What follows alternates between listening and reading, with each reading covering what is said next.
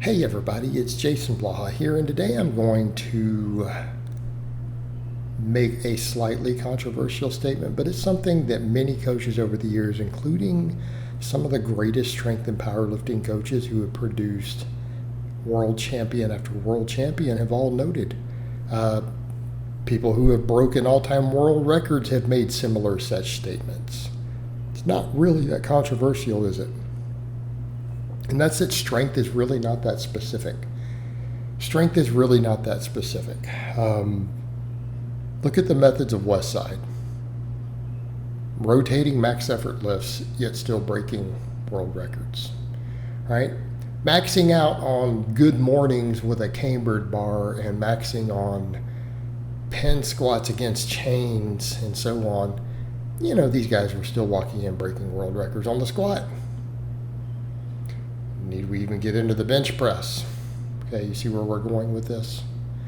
When you look at bodybuilders, many people have found that you can take most extremely big pro bodybuilders, put them on a strength program, all of a sudden they have world record level strength, or at least world tier strength within a matter of months. Why? Just because they do some heavy lifting. Okay, so when I say that strength is strength, I really do mean that. In other words, the only time we see failure of strength to carry over is when lack of muscular development is there, or people have obsessed entirely upon finding the biomechanically perfect angles to cut the range of motion the smallest and so on. Okay, in other words, okay, the bench press ceases to be a true test of upper body strength when someone can arch so massively and grip so far on the bar because of their weight class and size, and of what the bar allows, to where they're only moving the bar 4 inches. Okay? All right, in that case, it's no longer a true test of upper body strength. Okay, see where we're going? Make them do it with a little closer of a grip, more modest arch, heels flat, all of that. Good test of strength. The incline bench will test it. So, I mean, it's a question of, are they strong or not? We're not talking about being strong because someone can find perfect leverages. Again, someone who's 5'2" goes to the limits of a sumo deadlift on a whippy bar. It's not what we're talking about. We're talking about the ability to lock a really heavy weight, using leverages to get into that position and cut the range of motion as small as possible. But strength is strength, and it will carry over. Strength doesn't always have to be through 1 rep maxes. It can also raise max strength doing a really hard set of 5. Now, people say, well, that's not true max effort, but it does give high levels of intramuscular coordination, neural drive. Anything at not 85% plus is capable of doing that. Okay, how does it carry over to a max if you have to grind the 5th rep? But the 5th rep is hard. If the 5th rep moves at the same speed of a max, or at 85% or higher, it will carry over. And it doesn't have to be always on the same lift. You don't always have to perform the lift you're doing unless it's a high skill lift. Well, if it's a skill lift, it's no longer a test of strength.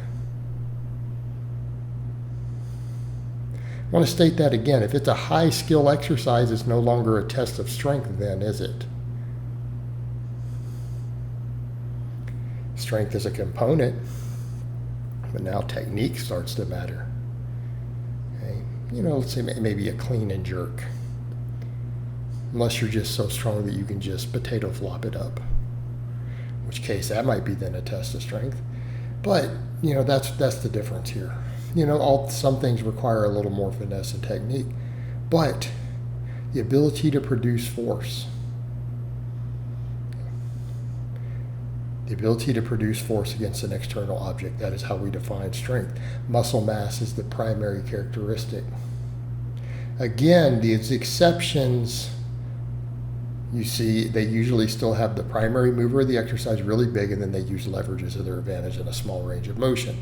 In those cases, some people produce some freakish stuff on a pound-for-pound basis. Those are kind of the exceptions, aren't they? As a general rule, for normal-sized people with normal-sized frames, because notice on those others, it's always really short people. If that's not you, size is the number one thing you can do to raise your strength. You just need to get jacked. Get jacked top to bottom. If you really care about a lift, put a little more effort into the primary movers, right? If you really want a massive bench press, and I mean, like you see me benching here, not the massive arch, ultra wide grip, you probably need to be a really big pecs.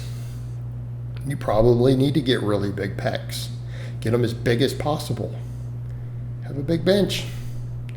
Mine are not nearly as big as I want, which is why you only see me doing 6 reps with 315 there. I'd like to get that a lot stronger. I'd like to get it a lot stronger. Okay. But barring those other scenarios, though, just get thick.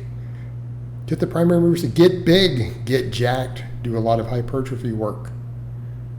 Should probably do some relatively heavy work. And I'm not saying it has to be maxes. I'm not saying it has to be on the exact lift you want to do.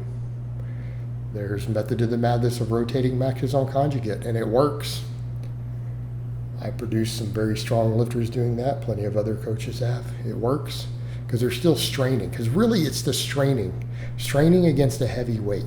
That's what raises your neural drive. Okay? Everything else is about your personal leverages, but to a greater extent, your muscle mass, at least your muscle mass relative to the moment arms involved. Get thick, lift some heavy stuff.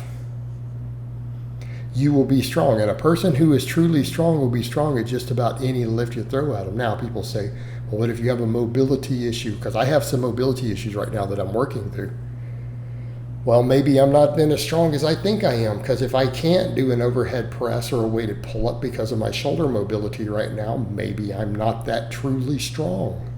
I know I'm just sitting here closing in on 50. You guys just watched me bench that. You're watching me deadlift 635 with a stiff bar. Could the case be made that maybe I'm not truly strong because I can't crank out a crazy strong weighted chin-up? Or a crazy strong strict press? Maybe. Because if you're strong, if you're truly strong, you should be respectable at any lift someone throws at you. If we take a bunch of people and they are truly strong, they're not just leverage and technique experts for a couple of lifts. They are truly brutally strong.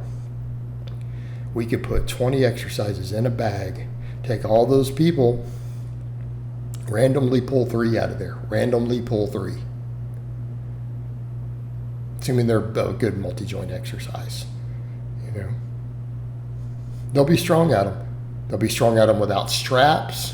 They'll be strong at them without wraps. They'll just be fucking strong. All right, guys, but that's really all I have to say on that today. I hope it's been informative, and I will talk to you guys next time.